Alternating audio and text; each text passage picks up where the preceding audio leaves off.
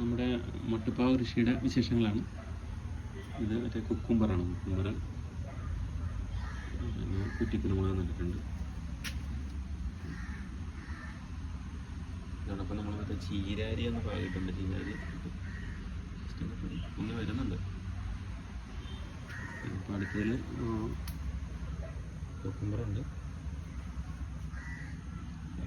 കറിവേപ്പും കൂടി നട്ടിട്ടുണ്ട്. ഇതിലും ചീരാരിയൊക്കെ പാകിയിട്ടുണ്ട്. ഇത് ശരിയായി വരുന്നതാണ്. ഇതിലൊരു നാരകമാണ് നട്ടിരിക്കുന്നത്. കുക്കുംബർ കയറി വരുന്നത്. കുക്കുംബറിന് വേണ്ടിയിട്ട് നമ്മളിങ്ങനെ ഒരു നെറ്റൊക്കെ സെറ്റ് ചെയ്തിട്ടുണ്ട്. അടുത്തത് വിയറ്റ്നാമിലെ പ്ലാവ് നട്ടിട്ടുണ്ട്. പിന്നെ അതോടൊപ്പം ഒരു പച്ചമുളക് നട്ട് വെച്ചിട്ടുണ്ട്.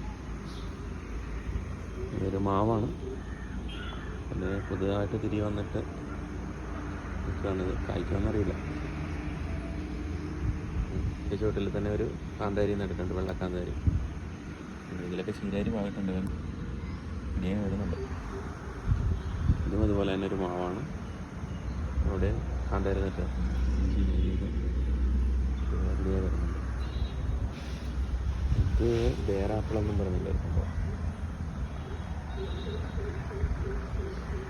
കുറേ തിരിയൊക്കെ വരുന്നുണ്ട്. ചീരാരിയൊക്കെ റെഡിയായി വരുന്നുണ്ട്. ഇവിടെ ഒരു കാന്താരി. ഇതൊരു വേറെ മാവാണ്, അൽഫോൺസ മാവ്. അത് അവിടെ ഒരു കാന്താരിയുണ്ട്. ചീരാരി റെഡിയാകുന്നുണ്ട്. ചീര അടുത്ത മാവ്. 4 മാവുണ്ട്.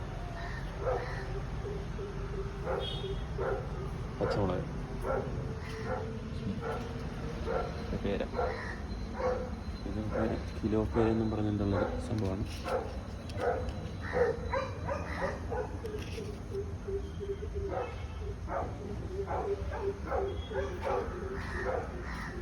ഇതിലും നമ്മുടെ കുക്കുംബർ മാറുന്നുണ്ട്.